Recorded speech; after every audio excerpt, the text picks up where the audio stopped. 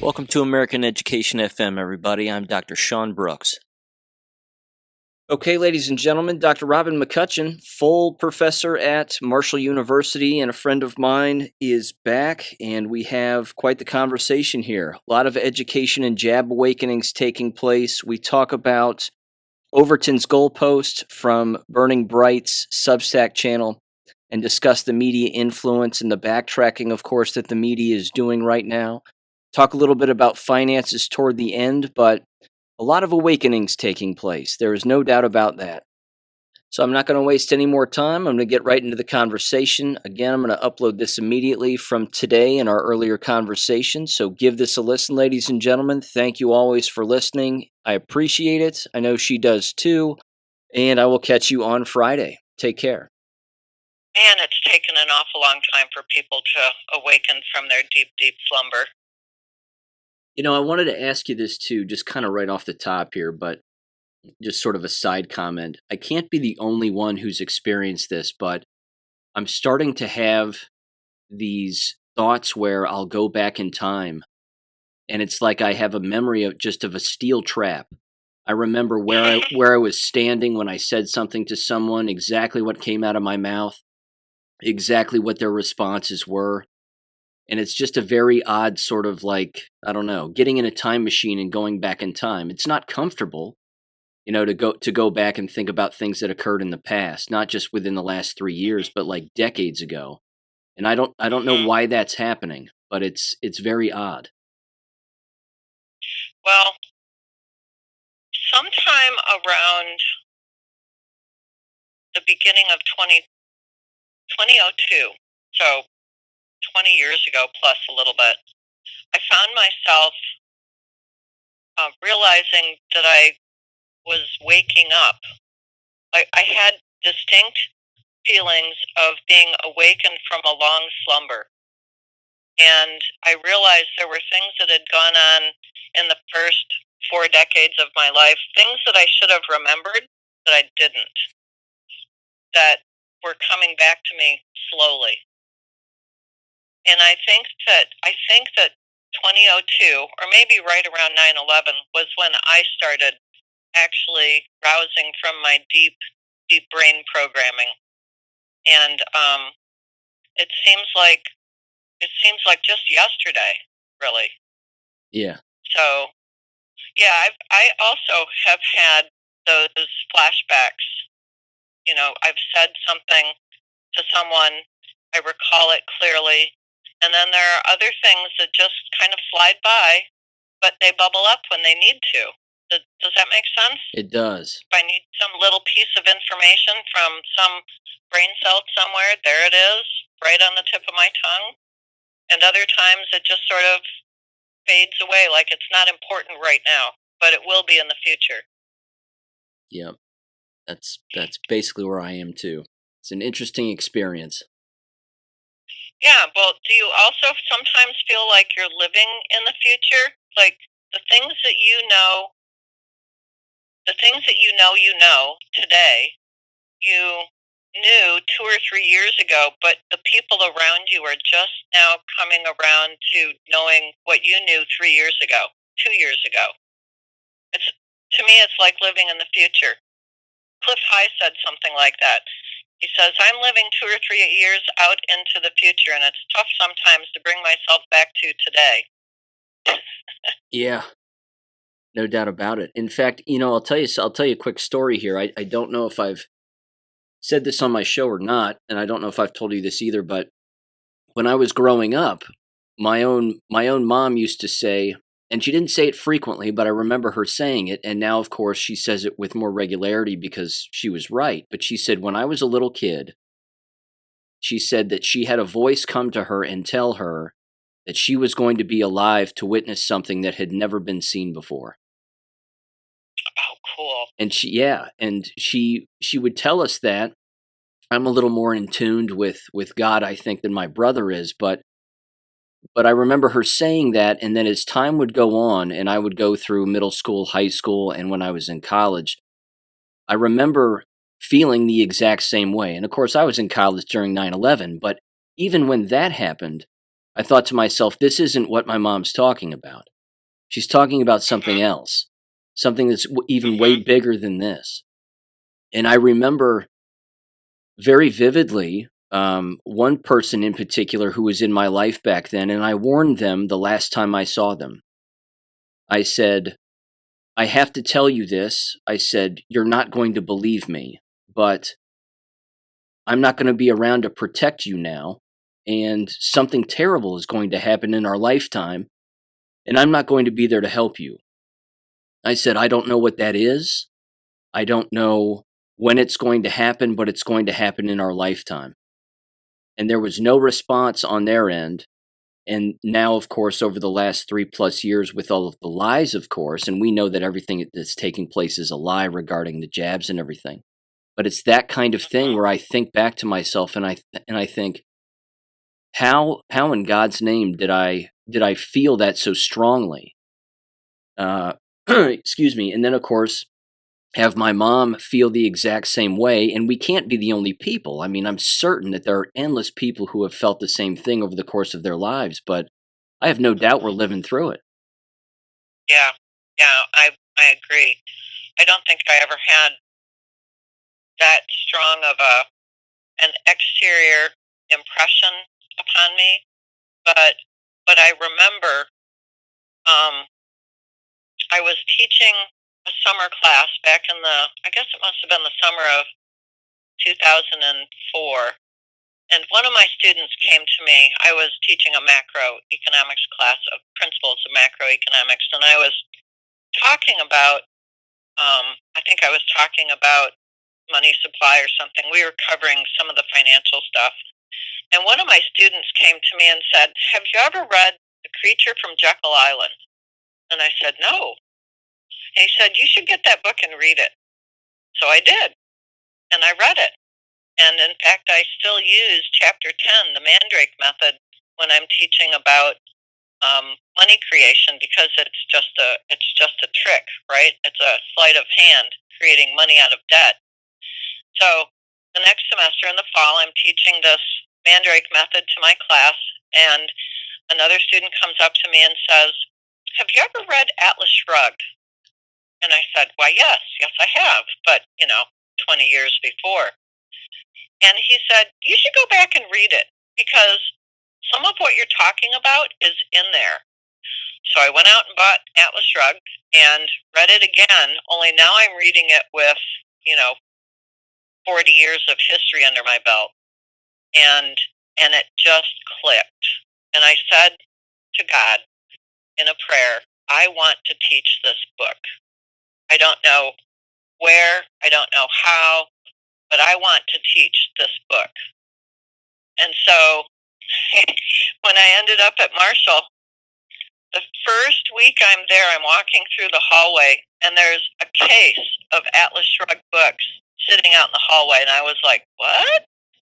So I knocked on the professor's door, and I said, why do you have a case of Atlas Shrugged books sitting in the hallway? He says, oh, I get 5 or 6 cases a year. I'm teaching this class. The kids call it the Atlas Shrugged class, and he goes, I get so many books, I just give them away.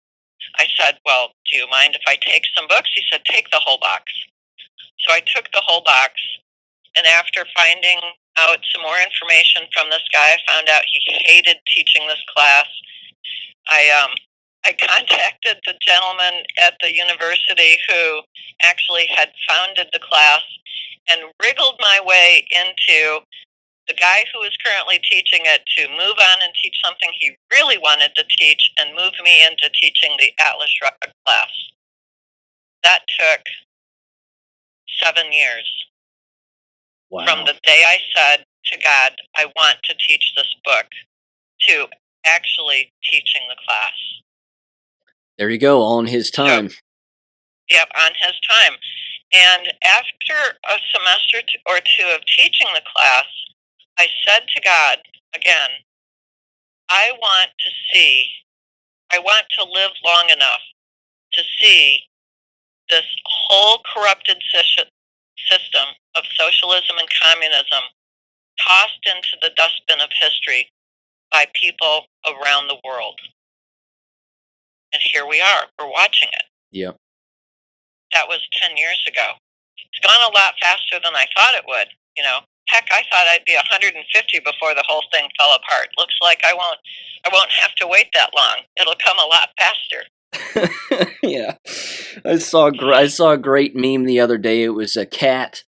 Looked like it was praying, and at the bottom it said, "Please God, let me live long enough to use my youthful ability for extreme violence while the while the going gets tough," something like that. Well, there are many, many ways to slay this dragon, and I think that there are an awful lot of us out here in the world that are playing our little bit parts. Maybe it's not in the whole scope of things. It's not the critical piece, but just like a death of 1,000 cuts, we can kill this dragon, and we can slay it, toss it in the dustbin of history, and walk into a new future. And that's what I'm looking forward to. Likewise. It's going to be a little bumpy, but oh yeah, no dragon ever goes down without a fight. Well, I'll tell you what. Why don't we start with Marshall here and your faculty retreat? What do you say? Yes. Some of your observations of things that you saw then, and again, when did that faculty retreat take place, and then what went on during that time? Sure. That was I think the third Wednesday in August. So the 16th of August.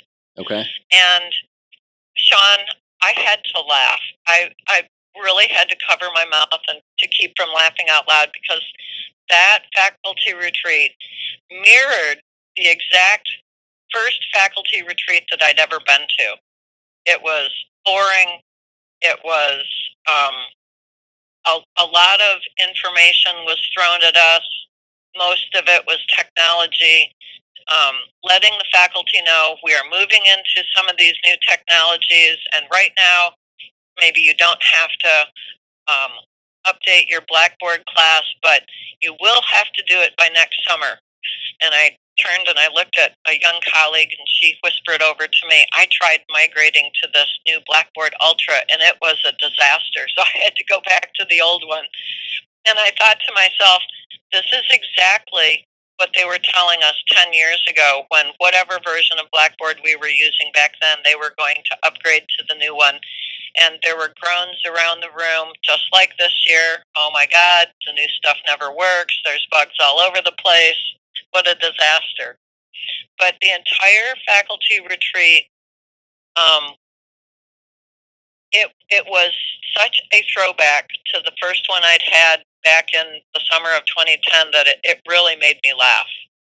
It just, it was such a waste of time. But I got to see a lot of people. Some of them are now in very advanced stages of deleterious health. And you can see it, right? That some of the people who were very robust and healthy looking in 2020, now they've had 2 or 3 or 4 jabs or 5, and they're looking frail. They're shuffling around. It's sad, because a lot of these people aren't going to make it very long. And are you the only unjabbed person in your faculty? That one, I think there might be 1 or 2 others, but I've been told by these 1 or 2 others that they did not take the jab because they were already in a state of very frail health when the jabs rolled out. So I don't think they actually took it back then. But I don't know. As far as I know, I'm the only one who didn't. Interesting. But I can tell you that in my own department, one of the younger faculty, who I think must be in his mid-30s, he was a very robust gentleman, very athletic. And when I saw him for our retreat, he was almost skeletal, just wasting away. Yeah. And I know for a fact that he only got 2 because he told us in the I guess it must have been in August of 2021 when they were rolling out the boosters. He told all of us in the department, he said, I'm not getting any more. If the first two didn't work, the third one won't. But he got two. It's amazing. So, yeah, I know. So, I don't know. I just sort of, I just sort of look at them and ask God to take care of them and go about my merry way. Because there's nothing I can do. Go ahead. No, I was just going to say, what about some of the other, campus-related observations that you've seen now that students are back? The campus feels fuller to me. It feels like there are more people on campus this year. And on the first day of class, because I had already read through some of the Great Awakening and the other social boards that I frequent. I'd already read the warning that Alex Jones was coming out with, hey, they're going to try and run this play again. So I addressed it on the very first day. I didn't mention Alex Jones, but I said, hey, there's a rumor running around that, we're gonna have jab mandates and mask mandates. And in my first class, which is Principles of Micro, there's a lot of young people, like 18, 19 years old. So when all of this crap went down in 2021, they were still in high school. Mm-hmm. And I addressed, I went to the Open Bears website. I told them about all of the research that I had stuffed into a file folder in their Blackboard class that they could read about the pandemic and the jabs and mask mandates and all that stuff. And I looked at them and I said, so I'm just wondering, if this stuff comes out, are you going to take another jab if you got one already, or two or three or however many? Are you going to mask up? Are you going to bend the knee? Are you going to obey? Or are you going to stand up and say no? And I did this for my face-to-face classes, and some of the things that I heard after class over the first week were, I never got jabbed, I never masked up, I'm not going to do it now. And I pointed out to the students that, if this rolls around, if this actually comes out mid-September like we think it might, or even mid-October, I pointed out to the students that the university's finances are such that if they had 1,000 students email all of the top administration and the Board of Governors saying, if you do this, I'm quitting. Yeah, fine, you got my tuition for this semester, but I'm not coming back, and I'll tell everybody from the towns I come from that, don't go to Marshall. And I said, just 1,000 students, and they would backpedal on this so fast it'd make your head spin. And I think I could get 1,000 students to do that. So I bet you could too. Yep. Yeah. So I told the students, I said, you have more power than you think you do. And most of the people who head up administration were too young to remember the sit-ins in the '60s, but I'm not that young, and I remember them. And it was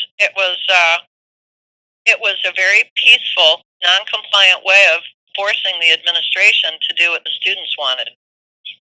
And so I think they would.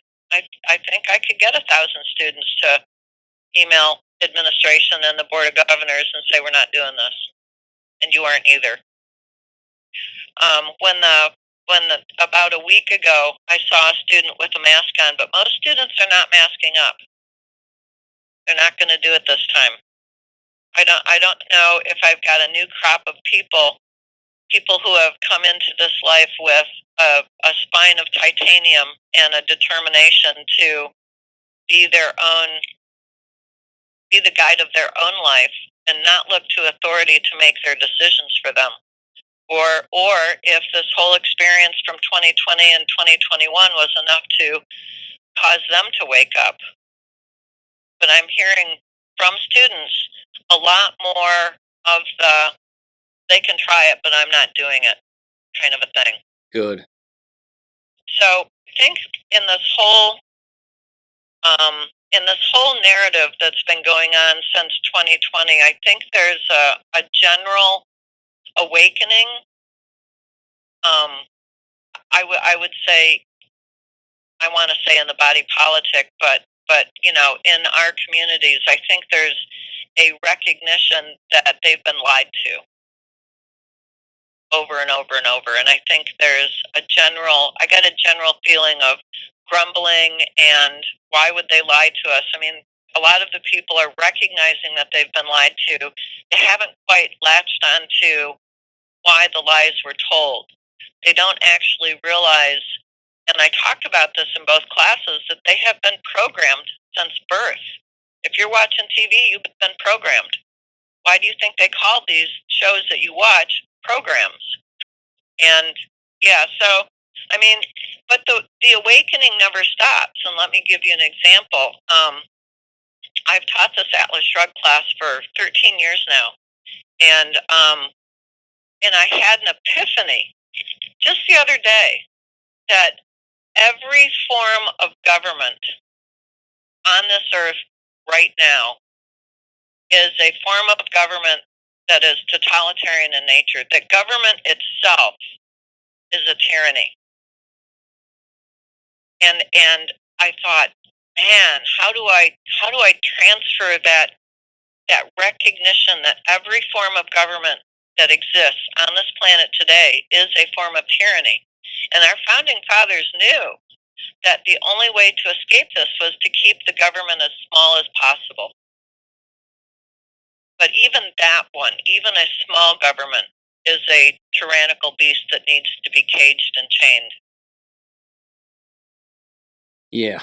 And that's a difficult nut to crack there too, because again, I was emailing a listener of my show just this morning before you called, and basically the comment that I made to them is one that I've said on show with regularity, is the reason that numerous individuals like the two of us and those that have listened to us before and have a pretty good idea as to where we stand on things, the reason that we don't run for elected positions is because we know that those positions shouldn't even exist. Yeah. And that's why the people who take those positions are the people who believe them to be vital to the existence of us as people, us as a country, and they actually believe that they're doing a good thing by holding on to those positions and doing whatever it is that they want to do within those positions. And the exact opposite is true. Yes. It's just gotten, like you said, government's gotten way too big, and it's beyond problematic, and you can't fix it from the inside. It's not fixable. No. It's not fixable unless you completely remove it and start afresh and start new. And even then, you have to have safeguards in place so that whatever governing body or community body is put into place is kept under strict control by the populace, which means the populace has got to be awake. They've got to be aware of what their local, state, and federal government actors are doing. We can never, once we get rid of this crap that's going on, we can never go back to the way we were. In other words, we can't go back to sleep and just let somebody else handle it. We all have to, there's got to be some little piece, some little part that each of us plays in actively keeping an eye on whatever governing body is around us, whether it's the school board or the local town council or whatever. We can't let this happen again, or we're going to be right back where we started from in 500 years. Now, I don't think I'm going to last 500 years, although I might, but I sure don't want the 10th generation away from me to have to deal with this crap again. Yeah. And I don't think we will. I think that we're all having the greatest story on earth told to us in such a fashion that all of us on the planet, can awaken to the fact that what's going on in government of all levels is, to borrow a phrase from Captain America, it's a hydra, a many-headed hydra, and the only way to slay it is to completely remove it. And so I think what we're seeing around the world, especially in, say, the 7 or 8 African countries that have had military coups in the last, 6 or 8 weeks, I think what we're seeing around the world is a worldwide revolt by, for lack of a better word, by the peasant class, all of us, because we're looked upon as the useless eaters. We're the peasants. We're the chattel. And all across the world, we're seeing people take back their country from the deep staters who thought they owned it all. Yeah, I don't think we're going to go back to where we came from. I think we're, as a humanity, I think we're finally getting to the stage of growth and maturity that we can look back on our past history, whatever of it might be true, and I think more truth is going to be coming out, but we can look back and say, I can see the mistakes that we've made in the past, and let's not do that again. Let's take a different path. Yeah, I certainly hope so. And that actually kind of leads me to this, and I'm not sure if I've asked you this, but where has Huntington, West Virginia's city council and mayor sat on all of this? Because I assume that they're much on like all the jab stuff and the lockdowns, and did they put forth ordinances? And I mean, did they just go along with what bigger government was telling them? I mean, I have to assume that they were, much like Oxford, Ohio, and Miami University. That's a really good question, and I'm not sure I'd have to do some research to answer it in a more informed fashion. But what I can tell you is, when we went back to face-to-face classes in the fall of 2021, gosh, it seems like such a long time ago, the VP of Academic Affairs, a woman I knew, went to the campus police department and demanded that they arrest any student or faculty member on campus that wasn't wearing a mask. And they refused her. So then she went to, and I have this story straight from the provost, so, can't be too much exaggerated. So then she went to the Huntington Police Department and demanded the same thing, and they told her, basically, get the F out of here. We're not doing that. We're not arresting anybody that's not wearing a mask anywhere. That's good. So, yeah. So I was heartened to hear that. And the provost told me this during our faculty retreat in August of 2021. So I already knew, before I even got onto campus, that no one was going to be arresting me. And this poor woman decided to step down from her position and retire at the end of December 2021. So obviously somebody somewhere went, nah, you're not staying. Take a hike. So I'm not sure. Like I said, to know what the Huntington City Council and the mayor was all about, I'd actually have to go do some research. But it was pretty low key whenever I went to downtown Huntington. I mean, yeah, you saw people outside wearing masks, but you saw quite a few who were not.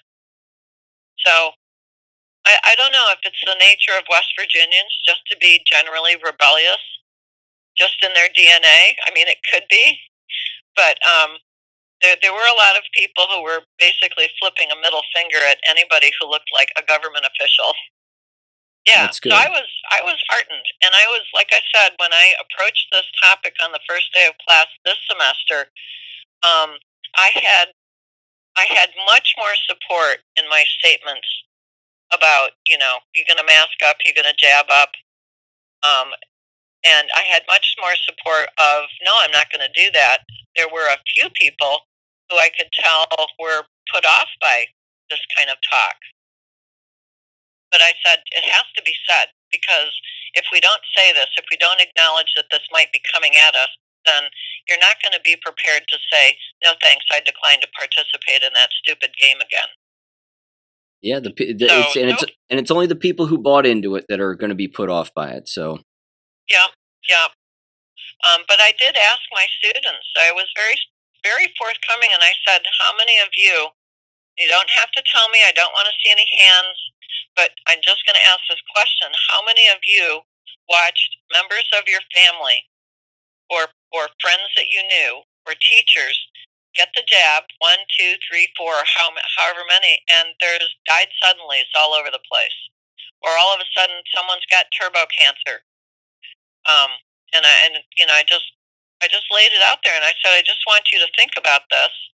And I brought up Ed Dowd, who is a great analyst, lives out on, I think he lives out on Maui, or by Maui, and his finance technologies company has been doing a lot of analysis with the NHS data out of Britain and whatever data they can pull out of the Social Security Administration from here, and they've come out and said these jabs are causing, in some cases, irreparable harm. Anybody who didn't die straight up, the people who are left, who are disabled and injured, that's roughly 30% plus of our labor force. I mean, we're talking about 35 million people who are perhaps permanently injured and disabled from these. So I can point to data, and I can get my students going in the right direction where they're looking at this stuff, and at least maybe give them a few drips of information that will perhaps inoculate them against doing the stupid stuff again. Yeah, and but sure. I did have students come up to me after class, both classes that I did face to face, and they told me, I'm never jabbed, didn't take the jab, not going to get the jab, not going to mask up. My family is just like me, not jabbed, not masked, So there's a lot more support for this do not comply than ever there was in 2021, and that's good. That means those people have recognized some piece of the narrative that was a lie from the beginning as a lie, and they're not buying into it this time. Yeah, that's excellent. They would have been incoming freshmen now at the college level would have been sophomores in high school, give or take. So yeah. It's possible they dodged a bullet there. Could be. I'm hoping so. But it's a different. It feels different on campus. Like I said, we have more students, and our numbers are actually up by 2.5 or 3%. So administration was quite delighted over that. And they weren't beneath rubbing WVU's nose in the dog poop about, hey, you lost 2.5 or 3% of your students, and turns out WVU is in pretty terrible shape. So I actually have a recording of WVU faculty celebrating the fact that they were going to force their administration to mandate the jab across campus for faculty and staff. And I thought, well, you guys made the wrong decision. You have chosen poorly. Celebrating their own demise. Yes. So, the battle rages on, but I think what I'm seeing across the inner zones, the interweb, is that those of us who are on the side of right and good, those of us who are, fighting for our own existence, are winning. It's small little steps, but we're taking one hill at a time. We're making the black hats and the deep state retreat. And that was part of that email that I sent you the other day about Overton's Goalpost that Burning Bright was writing about on his Substack. Yeah, go ahead and get into that if you want. I briefly mentioned it at the beginning of the last episode, and I referenced you and that you sent it my way. It was very interesting, and I completely agree with it. Oh, yeah. I listened to that this morning. Well, first let me give a little bit of background on the Overton window. Let me find my little clip here. The Overton window is it's the range of policies that are politically acceptable to the mainstream population at any given time. It was named after an American policy analyst, Joe Overton, who stated that an idea's political viability depends mainly on whether it falls within a range, rather than politicians' individual preferences. And I'm taking this off of Wikipedia, so don't stab me for Wikipedia, but I don't think anybody's gotten to this one just yet. According to Overton, the window frames the range of policies that a politician can recommend without appearing too extreme to gain or keep public office, given the current climate of public opinion at any given time. So Overton described a spectrum from more free to less free with regard to government intervention, and it's oriented on a vertical axis where at the top of the axis is freedom and liberty, and at the bottom of the axis is tyranny and totalitarianism. And this window is literally floating between freedom and tyranny.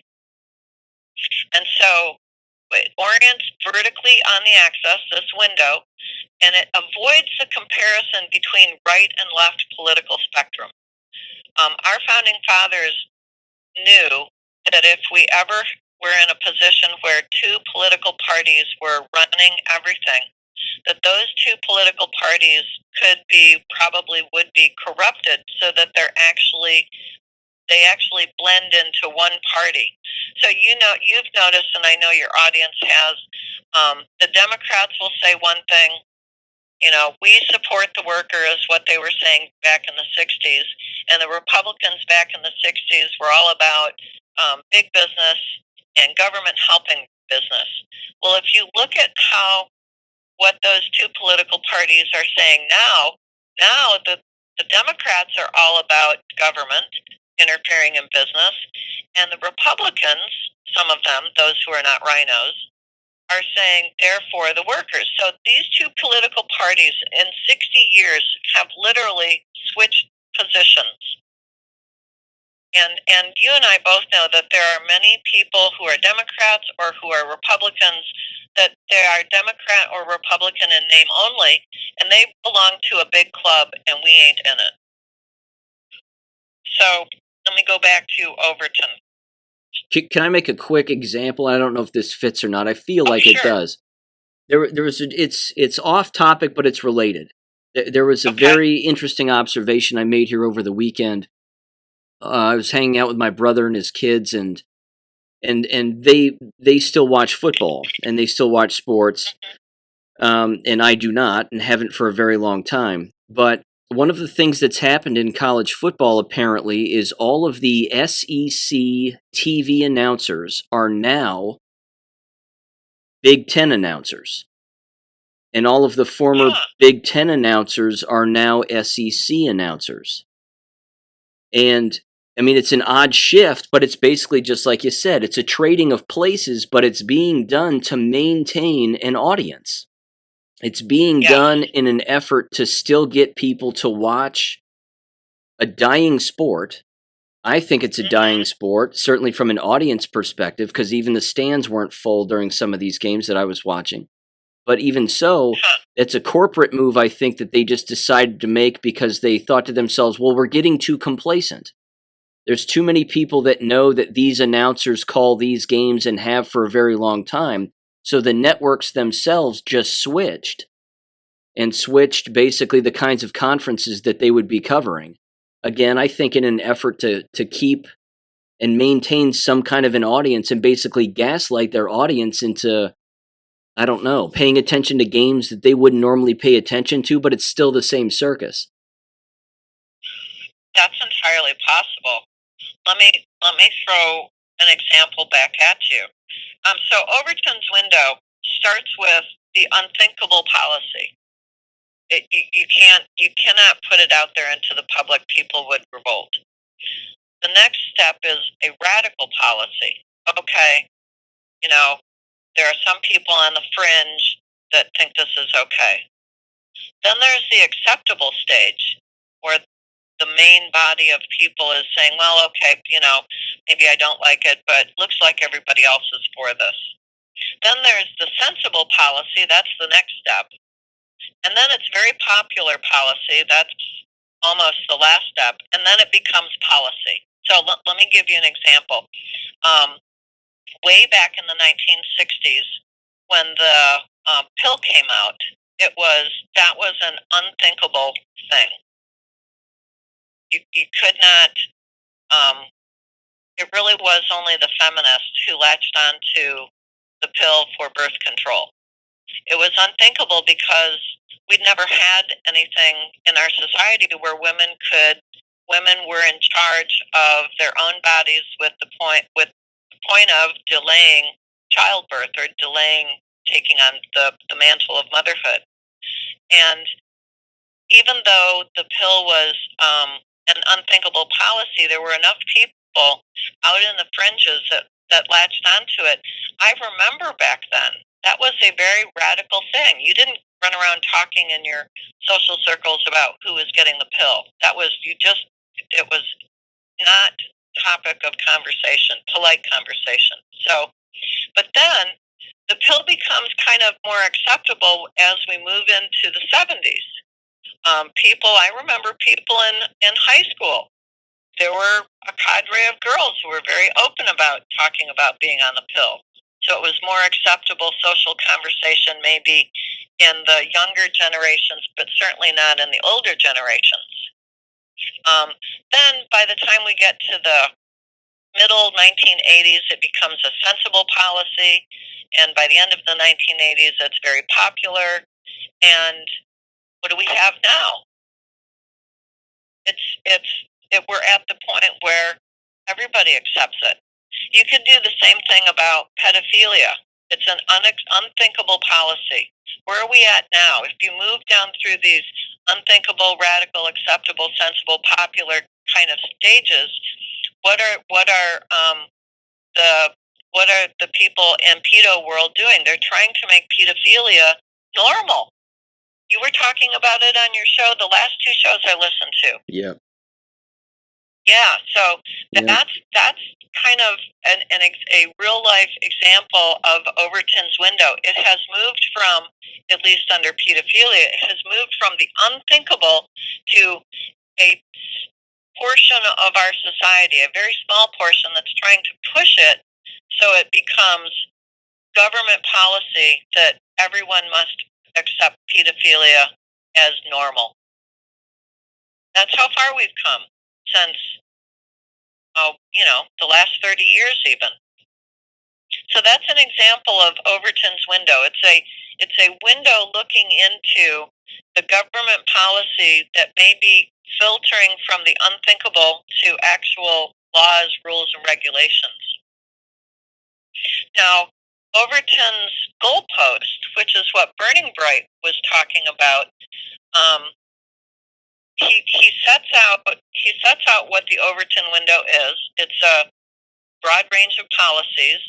It doesn't refer to any sort of objective, an objective measure of reality. It's not really even truth, but the Overton window is a general psychological window through which the mainstream feels comfortable viewing reality as it is being presented to them. So in other words, this is a new narrative we want you to accept. How about the COVID narrative? Remember all the death numbers that all of the 6 mainstream cable channels were showing us day in and day out? That narrative was to scare the pants off us. 33 new cases. Yeah, right. Over and over and over again. Yeah. Right. So Overton's window as a concept really is a psychological control framework, means that it's not fixed along a set of psychological lines. It is maneuverable. The very maneuverability of Overton's window, it is the very maneuverability of the Overton window that makes it such an effective cipher through which to observe and attempt to guide the collective mind. So if we're all sheep and we're all sound asleep and we're all brainwashed and we're all programmed, whatever it is that we're watching on the boob tube, that's reality, even if it isn't. That's what the truth is. Whatever the TV tells us, that's the truth, even if it's not. Now, there were enough of us in 2020 that were looking around going, hey, wait a minute. This is ridiculous. This is stupid. Who has come up with this bullshit? You know, so Yeah. there were enough of us that were awake that had broken free of our programming that I think maybe we were set back on our heels a little bit, but we didn't quit digging around and researching and running down rabbit holes to find out what the truth is. Now, Burning Bright says that Overton's Goalpost refers to the general narrative pattern that can be observed by tracking the media industrial complexes and their political stooges' movement in the rhetorical realm. So for example, at the end of February 2022, when Russia invaded Ukraine and said they were going to demilitarize Ukraine. They also said they were going to denazify it. They were going to remove the Nazis from Ukraine. And when that series of events started at the end of February 2022, I asked my 250 class and my 408 class, I said, do you think Ukraine can win? And after a long while, I had half the students saying yes and half the students saying no. So I asked the students who said yes, Ukraine can win, I said, what is your evidence? And they couldn't produce it. Even after, searching on the internet for information about how strong Ukraine's army was. And I said to them, this is a drama meant to keep your attention away from something. This drama that we're watching while Russia, quote unquote, invades Ukraine is going to turn out that Russia will win, put win in quotes, because Ukraine doesn't have an army nearly a tenth the size of what Russia can put together. And so what did we see in the New York Times just the other day? It was basically, oh my God, we're losing Ukraine. Now what do we do? Right? So it's taken a year and a half to get to this point where the mainstream media is beginning to see that their grasp, their hold on the narrative about Ukraine isn't making any more progress. In fact, it's actually backlashing on them. That this very act or drama that's going on over in Ukraine is being seen through. People are seeing through the magic trick and they're not accepting it anymore. And so now the media has to shift. The same thing kind of took place with the mask mandates. Fauci came out in January of 2020 and February of 2020 and said, look, masks don't work. They're not going to keep a virus out. But by the end of March, he was saying you got to wear a mask. Just the other day on CNN, some anchor basically held Fauci's feet to the coals about what he had said about masks. Look, you said in January 2020 that masks don't work. And then by the end of March 2020, you're saying you have to wear a mask, maybe two. And Fauci came out with this mumbling pile of bullshit. It was just gobbledygook. I could not make heads or tails of it. But there's the shift. They now know that this mask mandate stuff is not going to work. So now they've got to put Fauci on the coals. You told us this. So what are we going to see next? Fauci being hauled off to Gitmo very publicly? That would be fun. It would be. So, it'd be, yeah, they would, of course, have to have way more on him than him just lying on a television show. sure. Him being pathological. But yeah, you're right. Sure. So Overton's Goalpost is the story about what's going on with Overton's window. It's for those of us who are awake or more aware or who have been able to dump our programming. When we're looking out into the narrative that the mainstream media is trying to get everyone to swallow, we can detect where the deep state is retreating on their story. And every time they retreat and we advance forward, taking battleground, we're pushing them into a corner from which they cannot retreat. There won't be any place for them to go. The stories, the truth about what's going on out there in the world is going to become more and more prevalent. And we're going to see in the mainstream media, whether it's newspaper or on cable TV, we are going to see those anchors who are really just readers shift their Overton window. They're going to shift the story around the window so that we're getting closer and closer to the truth. Well, Ukraine never really was going to win. Really? Indeed. Because you told us in February 2022 that there was no way Ukraine couldn't win. Yep. So Overton's Goalpost, I like the way Burning Bright took that. I like the way he said it. It's the general narrative pattern that can be observed by tracking the media industrial complexes and their political stooges' movement in the rhetorical realm along a charitable and illogical pathway when confronted not just with the truth as put forward by patriots, but rather when confronted by the effects those truths and revelations are visiting on the collective mind they are rapidly losing control of. So the people like you who have a very dedicated podcast, you are exposing an aspect of what's going on in the real world, and you've been doing this since I met you. When I met you, you were talking about how grooming was taking place in the K-12 system. And do you want to hear a real funny one, Sean? I do. I wasn't sure I believed you back then. Yeah. You look shocked. I was shocked. Yeah. I was like, how can this be true? But in the news, in our local area, I have observed at least once every couple of weeks, and it's been more frequent the last several months, some teacher or high school administrator or coach has been exposed as being a pedophile.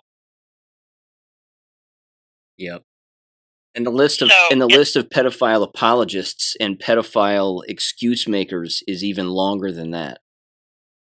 Yeah. Yeah. Well, I'm thinking, this is just my 2 cents, but I'm thinking in the Bible Belt where we live, that pedophilia is probably not going to go over too well. Hopefully not. Hopefully not. So Burning Bright Substack is really good. I like the place where he talks about how the Goalpost kind of flows along specific phases, and I think you covered this. The phases are deny, diminish, qualify, distract, and at the last they admit it, but almost always there's a little tail end of a story that leads you back to the first one, deny. But when I read that, I was like, you can see this happening already in the media. When, especially, for example, about the mask mandates. First it was, of course masks work. Don't listen to those crazy right-wingers. They don't know anything about science. Well, I tried following the science. It didn't lead me anywhere. So I looked at where the money was going, and that's where I found the science. So people can use this to figure out where in this entire drama we are. Where are we at in the drama? Are we close to an ending? Are we close to a close of a chapter and the beginning of a new chapter? And that's why I say I think that what we've been looking at, surely since 2020, but probably since before then, is a very long, drawn-out story. It's a story. It's almost like the Iliad and the Odyssey. It's very long. It's very drawn out. Eventually, you get to the end. The end doesn't come nearly as fast as you'd like it to. But we are being told that we, the people of the earth, are being shown a story of how these deep staters were able to infiltrate every level of society. And now they're teaching in our schools, right? Yeah. I think I said once on your show, when we get down to the end of this, we're going to find out that every institution, every agency, everything we thought, every group of people that we thought was on our side, we're going to find out they've been infiltrated and taken over by some minion of the deep state. Yeah. Fox News Fox News even did that the other day.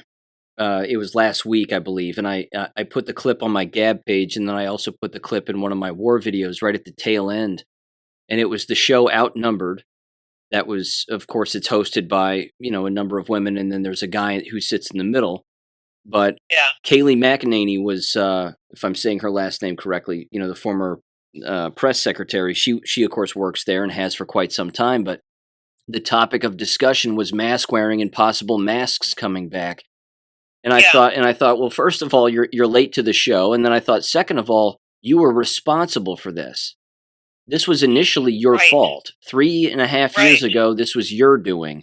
And then they went around the horn, and they all agreed that masks are unnecessary and whatever. And then it got to the liberal female who lives in California, and she's on the right-hand side of the couch.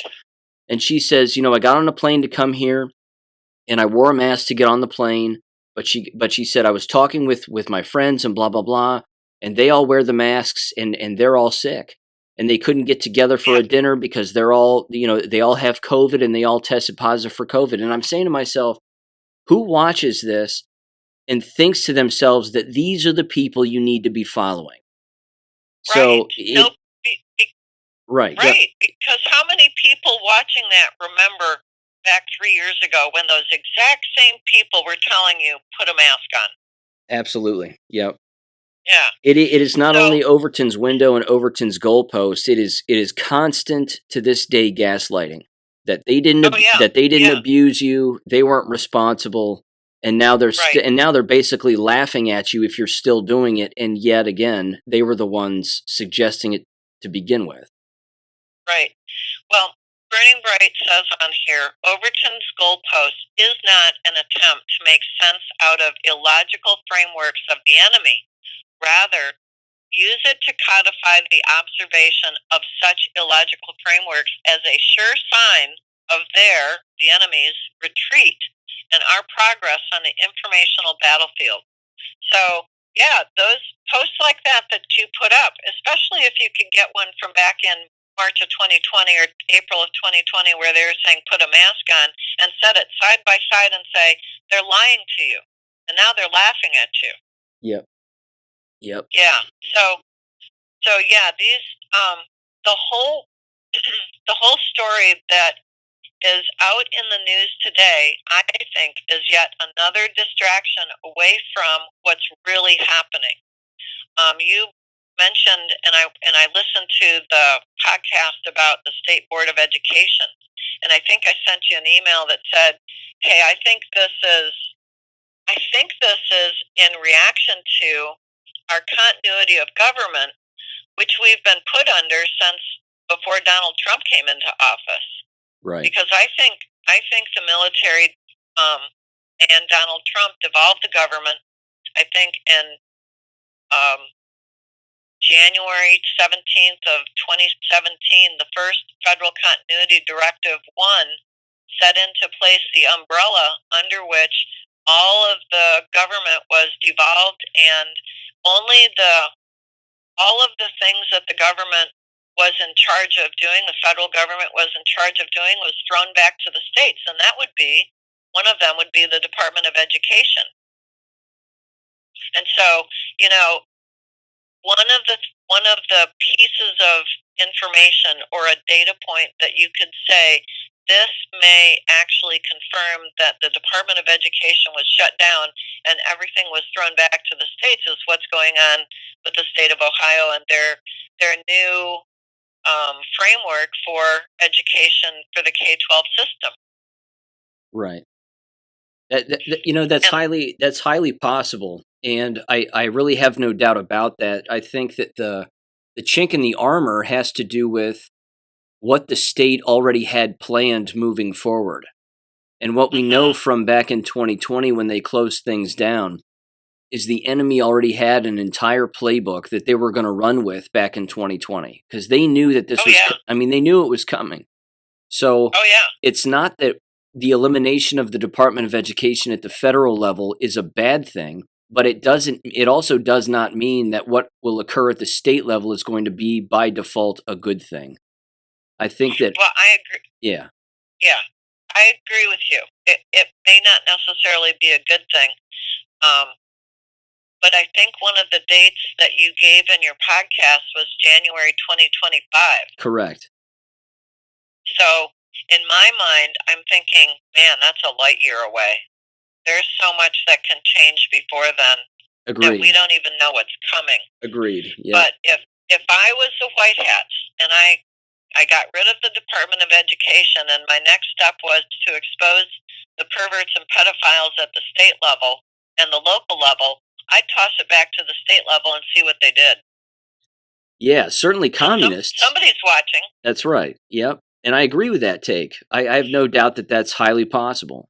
Because again, the good guys had to have known that when you take something as big as the subject of education with the importance that it has from a generation and generation in and out level, I mean, we all know it is the brainwashing apparatus of the entire world. And if you don't eliminate it, and you don't eliminate all of the tentacles of that and eventually cut the head off, it'll grow back. And it'll... Okay, but now let me take what you said in the podcast you did yesterday, where you gave President Trump giving his 10 points. Right. I listened to that and I was like, ooh, there's an Overton window, right? Correct. It's not unthinkable. It's not radical. Most people would accept it as sensible. It could be very popular with parents, but President Trump was not talking to you or me or other awake people. Right. He was talking to the people who are still sacked out. They're still immersed in their programming. But these things that he has suggested are very acceptable to them, right? Don't parents want their students, their children to be educated rather than indoctrinated? Sure. The vast majority certainly do, yeah. Sure, and the vast majority of parents are probably not in the position where they could actually do homeschooling. So the way President Trump puts this out there for, shall I call them the normie population, the way he puts these ideas out for the normie population is very reasonable, very sensible, things that they already want their normal school system to do. They already want that. They're maybe not quite sure how to get there. Yeah. But the way President Trump talks about what he wants to do with the economy or with the school system and so forth, that's not for the people who have already begun de-brainwashing themselves. That's for the normie population, so they can go, I like that. That sounds good. I can be on board with that. But it will move us, it will take us in a direction where eventually the entire K-12 system will be devolved back down to the local level where the parents are in charge. It's almost, I'm thinking we almost might get back to something that resembles a one-room schoolhouse. That would certainly be nice. I'm a little less optimistic on that. Whereas I would interject within your point there when you again mentioned bringing it back to the state level and Trump's comments on his 10 principles of where he sees education going in the future. Hmm. He knows how big local government is and how big state Oh yeah. government is. And these monsters don't want to give up an inch of power, so much so that they've created, of course, as you heard, new departments and new subgroups Yes. of departments and more, Oh, yep. more positions. And I mean, Right. it's the illusion of smaller government, but it isn't. It's clearly far bigger. I also Correct. think that alone is going to deter a lot of people from wanting to continue to send their kids into the K-12 system. And then, like what I said in the most recent episode too, in that follow-up audio, is the straw that breaks the camel's back is tax money being given back to the parents to spend it even on their own children's homeschooling. Right. Yeah. Well, we both know the K-12 system is a communist system, and we both know that eventually it will fail. Right. We need parents to hear President Trump's message, especially normie parents, and to say, yes, that's what I want, so that the herd starts going in the right direction to where eventually we do get to the point where all the school money, taxes come back to the parents so they can spend it the way they want to on their own particular child's education, whether they're doing homeschooling or some other kind of pod learning like what was going on out in California during 2020 and 2021. So I think it's moving us in the right direction. It's the right story to tell the brainwashed people. Whereas the real goal is to get rid of the communist K-12 system and just take it apart entirely, take it away from the state level, put it back to the local level, and an even more granular solution would be to put it right back in the parent's lap. That would be the best solution. Put it right back where it belongs. Yep. So, but it's a process, right? You can't just rip down the K-12 system and throw it back into the parent's lap and go, there you go, here you are, educate your child. Yep. No, it's got to be a gradual process so that as people wake up and look around and go, oh man, this K-12 system is really rotten. It's rotten to the core. So that then they can begin taking the proper steps for their own child's education, their own child's benefit. But you can't remove a system that's been 1,000 years in the making and not have some plan for what you're going to replace it with. You can't do that. And that is the whole, if you overlook everything that's going on in the world, these deep staters, if you believe what some of the truthers are saying, these deep staters have been at this plan for thousands of years. You can't remove all of these governments, which are tyrannical in nature. You just can't pull them out and go, okay, there you go, people. No, you've got to have an idea of what you're going to replace it with. You've got to have the people awake enough that they're going, oh, that government that we have, federal, state, or local, that sucks. We've got to step into the void there and take up the mantle of how we want this to go. It's going to have to be a very enlightened and educated conversation that we're having, and it's not going to happen overnight. But I certainly could see in 10 or 20 years, or maybe even sooner, that's the direction that we're going. That the story. This story is almost like a movie where it's got multiple subplots, different things going on, and we're all moving in the direction of kind of a conclusion to the movie where most of us are going to be looking around going, yep, kind of thought this is where we were going to get to. And meaning that we're going to have the rest of the population, or most of it, a good portion of it, in the United States saying, this federal government has got to go, and we've got to tear it all down and start over. And we have the papers, we have the foundations that we need to do that, right? The Declaration of Independence and our original U.S. Constitution. So we have the blueprint, but now we have an awareness, or we're gaining an awareness of what's going on and how we got to this point where we've got communism in our front laps. You have to know how you got to where you got so that you can fix it. You can't just, you can't replace something that's been 1,000 years in the making with nothing. You have to replace it with something, and it's got to be the right thing. It can't be just some warmed over. Well, okay, we'll just make it smaller. No, you have to start over, and everybody's got to be. They've got to understand how we got to where we got. Otherwise, we can't move forward. But we are moving forward. We're moving forward very slowly. It's a little bit like the blob. When the blob was very small, it didn't have very much power. But once it got moving and got growing, then you can take the steps necessary that are the right steps to put all of us, the entire population of the earth, in their different countries, to put them on a better footing where they can, without interference from the deep state, they can then begin making some better choices. But you have to understand where you came from. Otherwise, you're not going to know where you're going.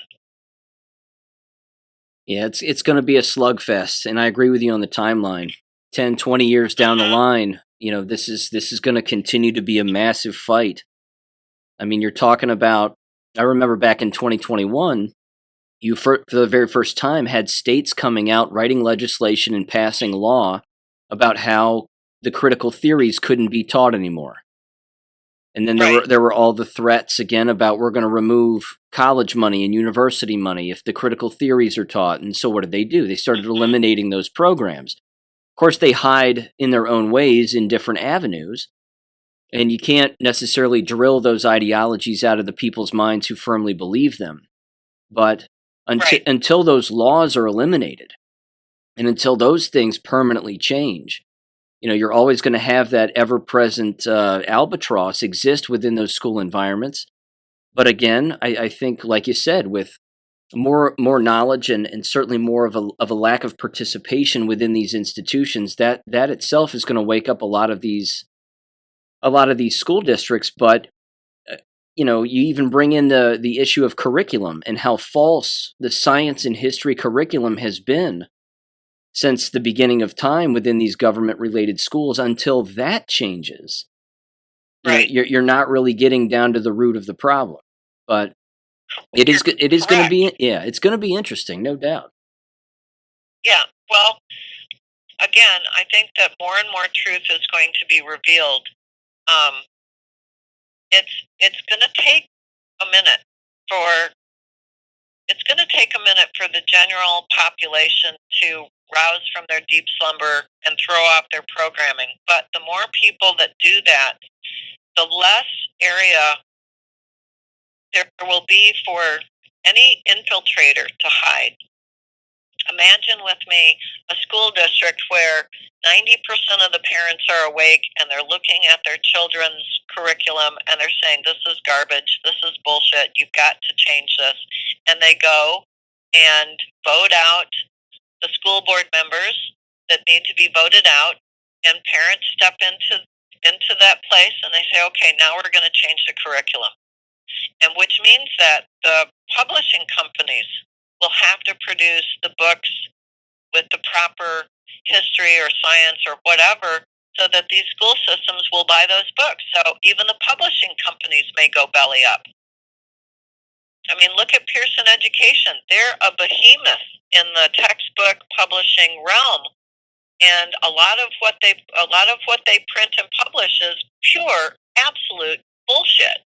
Yeah. And so it's going to take all of us doing our little piece, whatever that little piece is, but you put it all together and you have a mosaic of information that parents can draw on.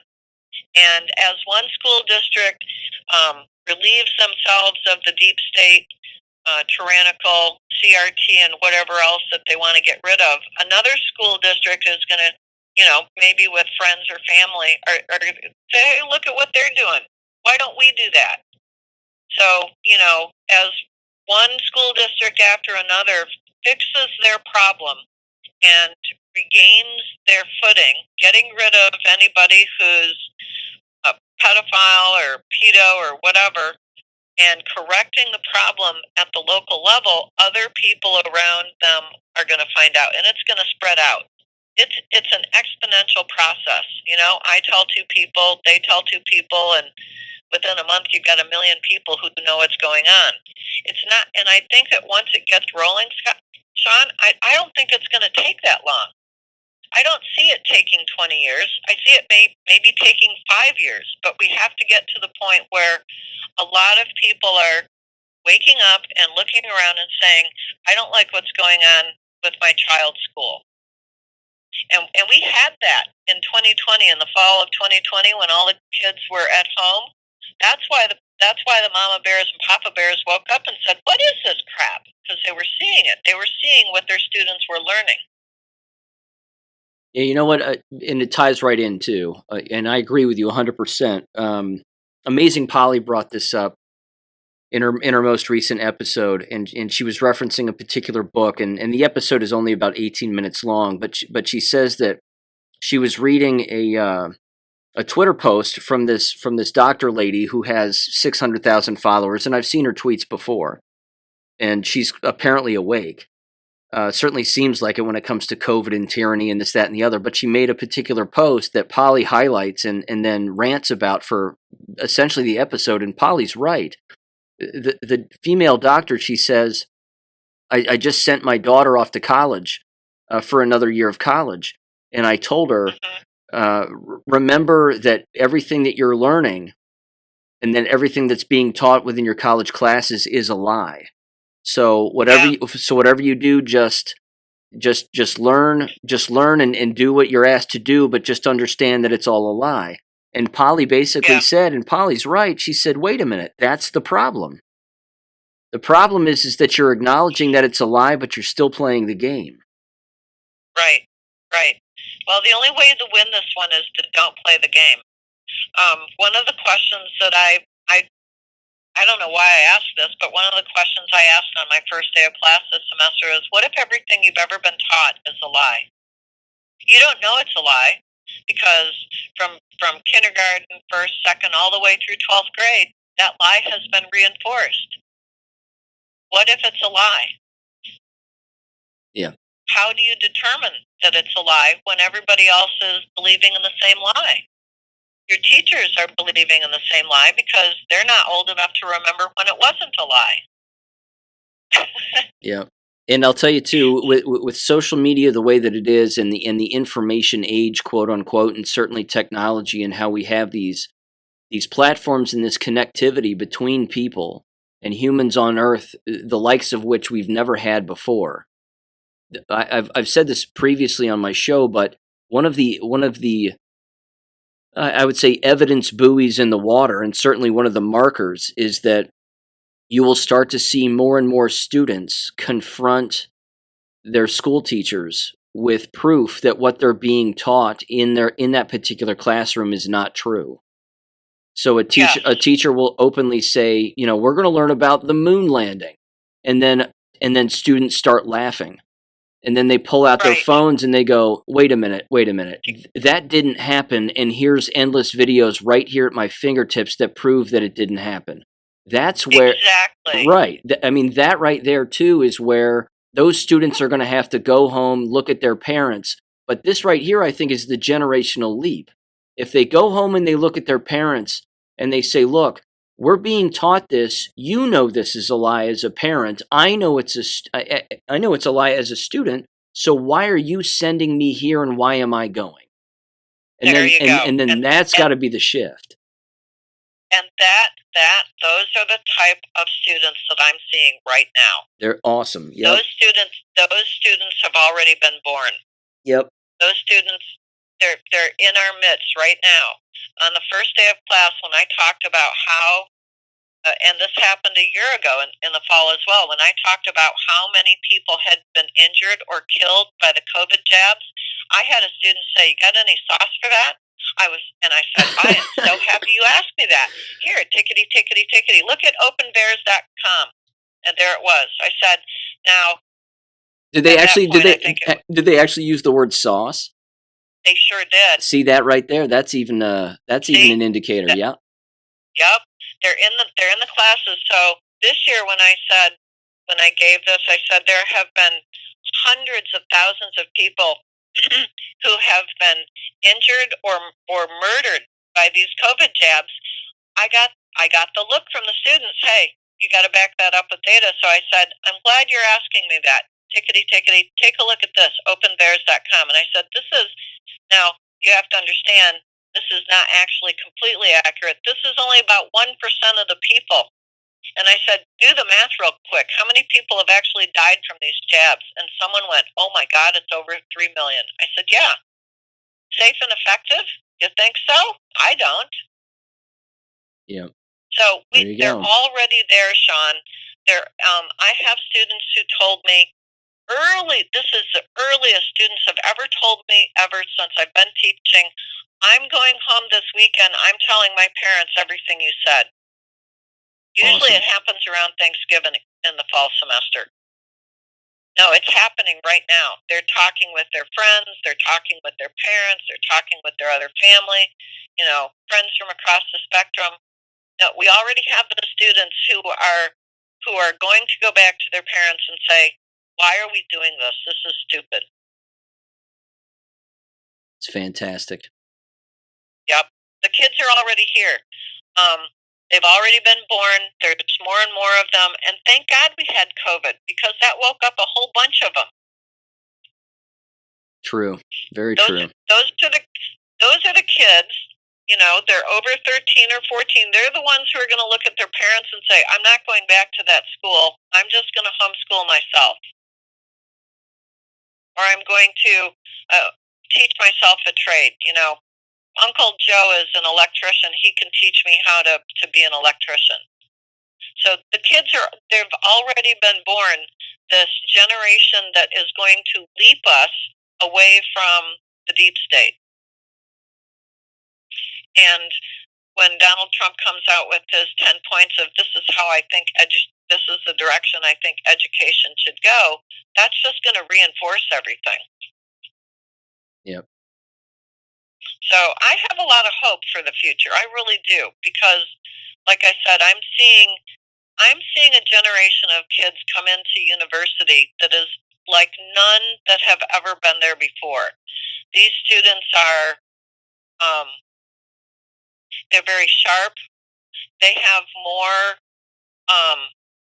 information even than their parents ever did. They're often they're the students that maybe 20 or 30 or 40 years ago there would have only been one or two quote unquote troublemakers in class, but these students are it's almost like their truth detector has been turned on full.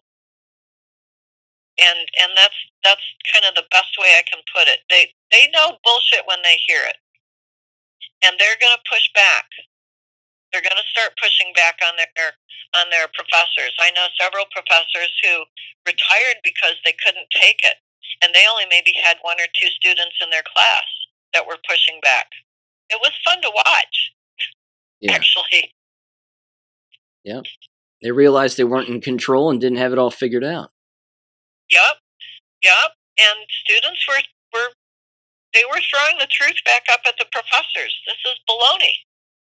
Why are you teaching this? Well, it's on my curriculum. Well, I don't like it that you're teaching me lies. So it's a good thing. It's happening, Sean. In our lifetimes, we are going to see every institution, every political community body that was ever infiltrated by the deep state, it's going to collapse. Our money system is going to collapse. Our economy is going to collapse because everything that we look out your window, other than your trees in your house, but everything that we have learned is a lie. And it's all built on a lie. And all of those lies are being exposed one by one by one. And as they're being exposed, people turn away from them because it's unsustainable.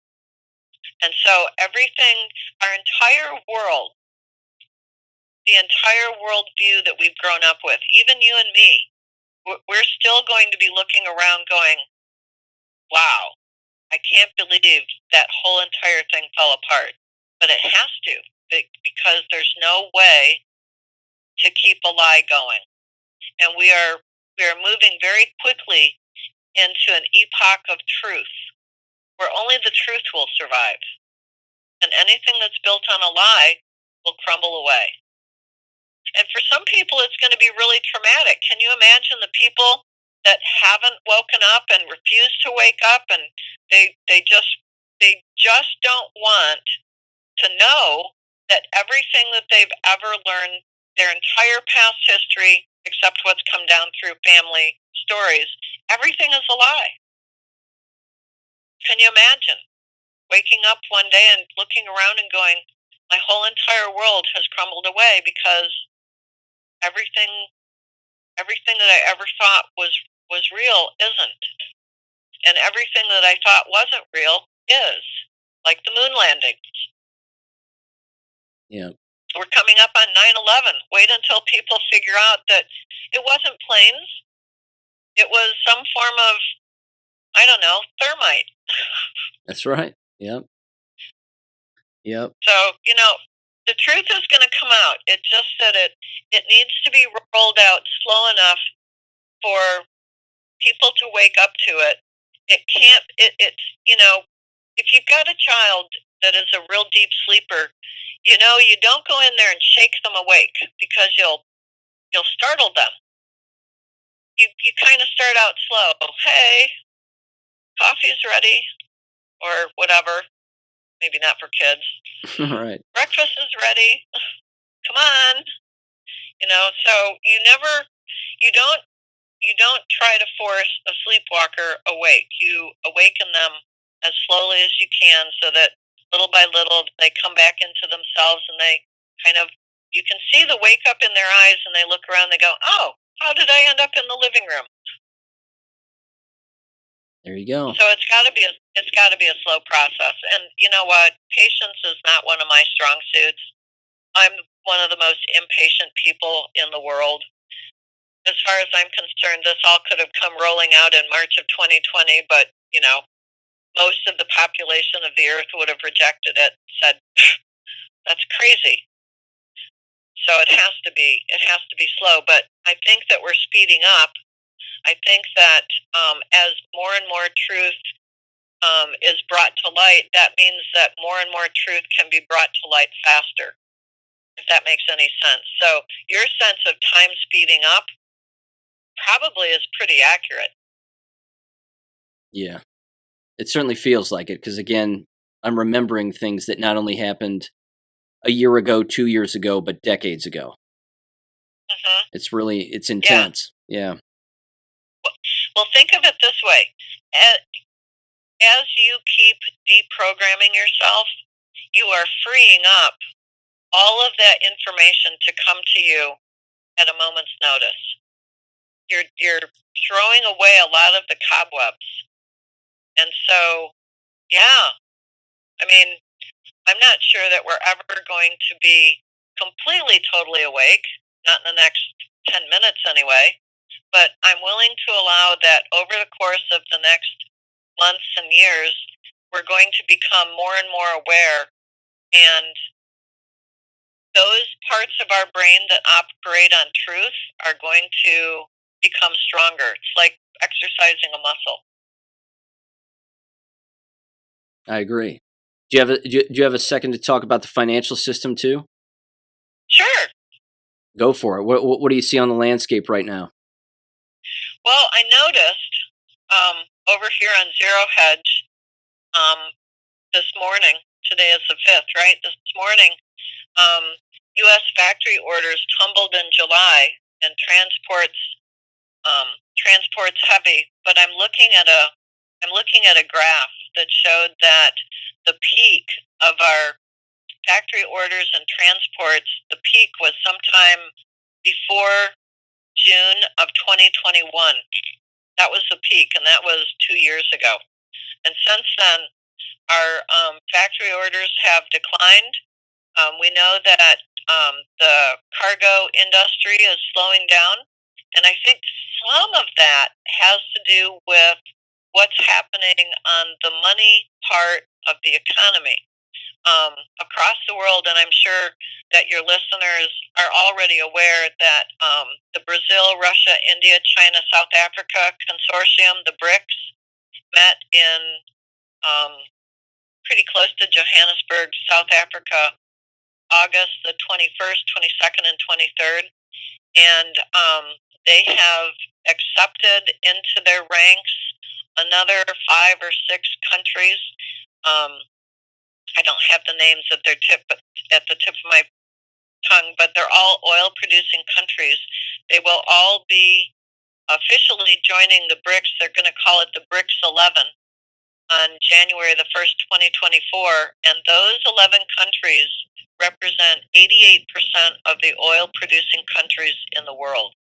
And they'll all be not using the U.S. dollar to buy and sell their goods, oil, whatever, grains, whatever's being imported and exported. They're going to use their own currencies, not the U.S. dollar.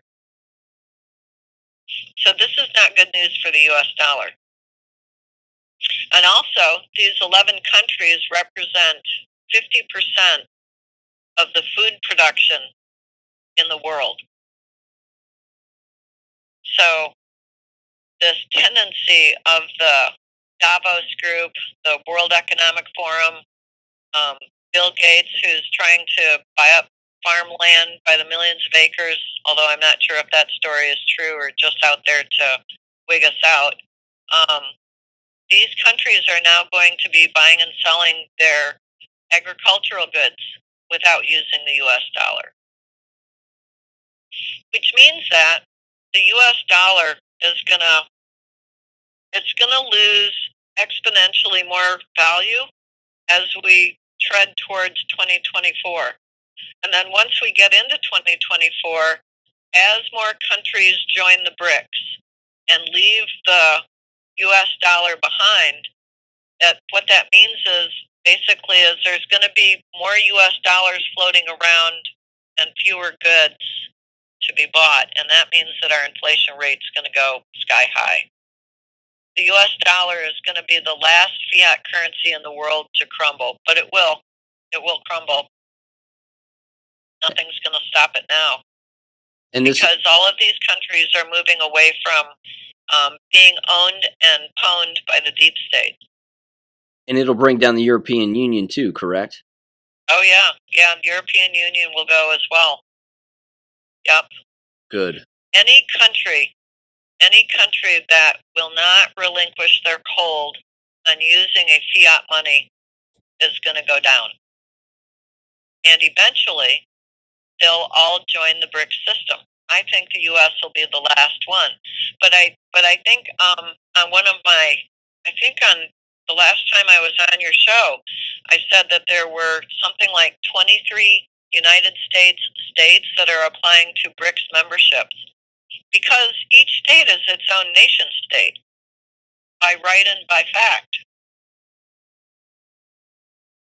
We know that 27 states have either passed laws or are passing laws to make gold and silver legal tender inside of their states.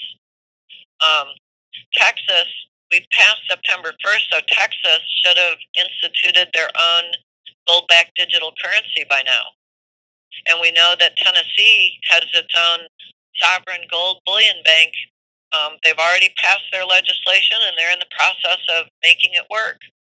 So the states, one by one, are removing themselves out from underneath the Federal Reserve System. But again, there's that little thing, if we're under continuity of government, and what we know is at the end of February 2020, February 29th actually, that President Trump put the Federal Reserve underneath the U.S. Treasury umbrella. So the White Hats are taking us down a path where all of the deep state tentacles are going to be chopped off. But it's like I said, it's got to be a gradual thing. You can't just throw this. You can't throw the car into reverse if you're running down the road at 100 miles an hour. You'll wreck the car. I think this is a very slow rolling. See, how did Ed Dowd called it? Ed Dowd called it a slow rolling Mad Max apocalypse. That's fitting. But I think that, yeah, we're going in the right direction. Everything, the economy that we know has been built on a Federal Reserve note that has nothing behind it. It is a completely fabricated currency. It's a lie. And so our entire economy has to collapse. Anything that's using that Federal Reserve note will go down the tubes. But it will be replaced by all of us using an asset-backed money like gold or silver, or a gold token, a digital token, and we will replace this economy that was built on a lie. We will replace it with using truth, using a true money like gold or silver. So it's coming. The thing to do is to be prepared. Your suggestions on that? Well, I always suggest, if you can, if it's possible, to get as far away from debt as you can. So if it's possible to pay off your credit cards, or to pay your car note down, or to pay your house note down, do that. I would lay up some food. Heck, my grandmother, great grandmother, my mother, we all did canning in the summer. We canned everything. If it came out of the garden, it got put into a jar and saved for winter. So I would suggest, putting up some food, or getting some canned goods, or laying in a store. My favorite thing is toilet paper. Lay in a store of a couple months worth of this stuff. I don't know how long we're going to be in a situation where the economy is dead. I don't think that's going to happen, because I think our local economies might be okay, but there could be some supply disruptions. The stores that I go to get regular truck deposits. They've got their canned goods or their breads or whatever, and they're coming in on a regular basis. But if we get an interruption in that supply chain, it's possible that you could see some empty shelves. But I think that most people are resilient enough, especially if you're planning for something like this. You've got a plan B in your back pocket, and if you run out of bread, you've got something else that you can eat. I would, if it's possible, I would have your listeners buy a little bit of silver. I'm not actually wealthy enough to go out and buy gold, but silver is a good replacement. I would start talking with neighbors, neighbor up. I've got 3 neighbors who raise chickens. I'm sure I could trade them a jar of salsa, or a jar of blackberry jam for half a dozen eggs if I needed to. Hell, they'd probably just give it to me. They've got so many chickens. There you go. Yeah. So you might be. There was a time in the United States when neighboring communities, your neighbors up and down the street, were far more willing to lend a hand and help. And I think that's what we're going to go back to, where neighbors really are neighbors, not just strangers on the street. That would be very nice. Yeah. So, when you're out and about, wave hi to your neighbors, get to know them. Let them get to know you. I don't think that either of us live in communities that are especially large, so I don't know that, you would see any Antifa or BLM riots and building burnings in either of our communities. But, you get enough neighbors together. If somebody's in the neighborhood that doesn't belong, everybody knows it.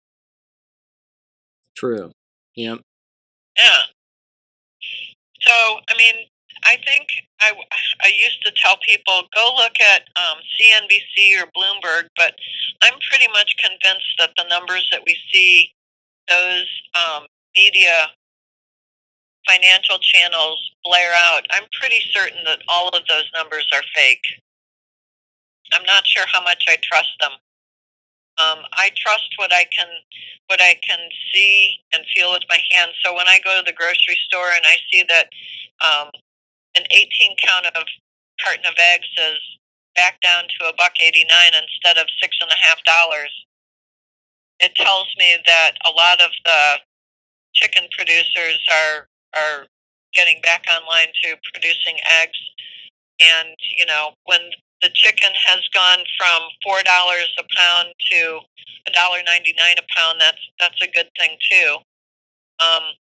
I would say if any of your listeners and viewers have floor freezers, that when they come upon a good deal on any kind of meat, buy it up, wrap it up in freezer paper, and chuck it in the freezer, because you never know when you might need it. I don't know that our electrical system will go down. I've heard a lot of ballyhooing about how fragile our electrical system is, but I kind of get the idea that the white hats in control have taken care of that. But there are a lot of rumors that go skating across the social media, and I'm not sure how many of the rumors are true. I think some of them are meant to frighten people, and in my own personal life, in order to push the fear away, action is necessary. So action pushes fear away from you. So your listeners and viewers should be taking some, doesn't have to be gigantic actions, just little actions that you look around and you say, I could take this little action here. I could buy an extra 24 pack of toilet paper, for example. It doesn't have to be a lot. And I think that we're coming to a time when it's possible that we may see multiple generations living together again. We used to do that. Yep, no doubt about it. Yeah, so I mean, I think that we as humans are adaptable and innovative enough that whatever is tossed in our direction, if we've had enough time to prepare for it, we can kind of be a little flexible. But it's when you don't prepare and it's all of a sudden an emergency that's when things can get a little hairy. So my suggestion for your listeners is to look around, take the small actions that you can take. The bigger actions might take a little bit more planning, but just be ready for whatever comes down the pike at you. And then if nothing happens, that's great. There you go. Better to be prepared. Oh yeah, better to be prepared. Yeah. Yeah, I'm like I said, I like buying toilet paper. But I would rather have it and not need it than need it and not have it. And there you go. And that's sort of been my attitude since 2020. I'd rather have something and never need it. Maybe somebody else could need it, and I could be, help fill in the gap a little bit. But if I don't have it and I need it, and neither does anyone else have it when I need it, then I might be in a pile of trouble. So I would say the best things to do, especially knowing that our fiat currency is not going to be around for too much longer. And I don't know how long, Sean. I don't know. I don't have a sense for impending disaster, but I do know that in countries where inflation has gone hyperinflation, that last step where the fiat currency finally is no longer accepted anywhere can go very fast. It goes very slowly, and then it goes really fast. So my crystal ball is foggy on when that might happen, but it's coming sooner than it was a year ago. Yeah, I agree with you. There's train tracks behind my house here, and one of the indicators of production and one of the indicators of real movement of goods and services was before 2016 and then the days after the election on 2016. When Donald Trump took office, we went from having 2 trains, maybe 3 trains a day, to 11 plus trains a day. Wow. Yeah. That's cool. It was cool. It was awesome. And these were long trains. These were not your typical, short trains. We're talking trains with multiple engines even in the middle of the train in order to continue to push and pull the amount of product that they were moving. And then of course Joe Biden enters and we're back down to 3 trains a day. Wow. Wow, that's quite a dramatic shift. Yep. So it can happen quickly, like you said. Well, again, I think that do you know the term kayfabe? I don't think so. Okay, well, it came out of the world of wrestling. When I was a kid, and the little town I lived in, we only had 3 TV channels. And on Saturday and Sunday afternoon, the only thing really to watch was wrestling. Nice. And kayfabe, I didn't know it back then. But when I was watching wrestling, it turned out that every wrestler had a persona. The evil dude or the good guy, and they would tell a story with their wrestling. Sometimes the good guy would win and the bad guy would lose, and sometimes the bad guy would win and the good guy would lose. But what I've learned since then is that these wrestlers, they all knew what the drama was that they were acting out, and some of them never dropped their persona when they were out in public. They were being fake in public. They were carrying this persona, kind of like an actor will carry their persona wherever they go. Well, kayfabe is Pig Latin for be fake. And a kayfabe is where you're watching a drama. It's not real. All the actors in it have their own personas. They're an actor in the drama, but they never drop their persona when you're watching them. And I think what we're watching out in the world is a great big kayfabe. I mean, I'm sure you've gone to look to see the many different faces of Joe Biden. Yeah, true. It's a kayfabe. And I heard this morning that the character known as Jill Biden got COVID again. How can you get COVID when it didn't exist and the PCR test is a fake? Right, and you're jabbed with these things that are supposed to keep you from getting sick in the first place. Right, exactly. Yeah. So I think, this is my own personal opinion, and I take great delight now in watching what's going on out there, knowing that most of what I'm seeing is just a big drama. It's like watching a big high school play with lots more characters and lots more subplots, but it's all a big drama being put on for the normie class because they're sacked out, they're sound asleep, they're brainwashed and programmed, but it's an acceptable story, right? We knew when the 2020 election season rolled through, or at least I knew, that the person I was watching who claimed he was Joe Biden campaigning from his basement was a big act, you know? So everything that we're watching is just a big kayfabe. It's one great big drama. And if you can, once you actually realize that and get it into your head and into your heart, you will be a lot more cozy, comfy with what's going on out there, because your focus is on what you are doing to help wake up your neighbors and your friends and your family, or just whatever it is that you need to do to move your small community towards more freedom. That's your job. That's my job. It's not to spend too much time looking at all the confusion and chaos and who the hell knows if we're getting the truth anyway. Doesn't matter.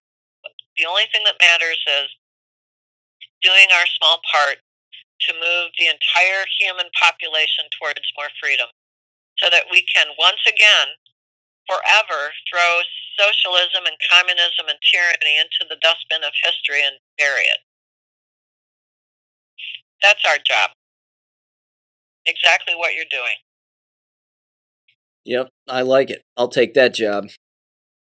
Okay. Well, you're doing a great job, Sean. I'm so thankful. I really love listening to your podcast and watching your war stories. Well, they're not war stories, but it's a delightful library of storytelling so that once we're all out of this, you can look back and you have an entire timeline of what was going on. You know, it'll be a great remembrance to be able to tell the next generations, those humans who are being born today and next year and in 10 years. This is what happened. This is how we won the war against the deep state and the Khazarian mafia. You know, man, you really missed all the fun. And we're right in the middle of it. I think it's great. Yep, still going on. Yep. So your mom was right. She was going to see something nobody in history has ever seen. I think that's pretty cool. Thank you for listening to American Education FM. Make sure and check out AmericanEducationFM.com for more information. Take care and God bless.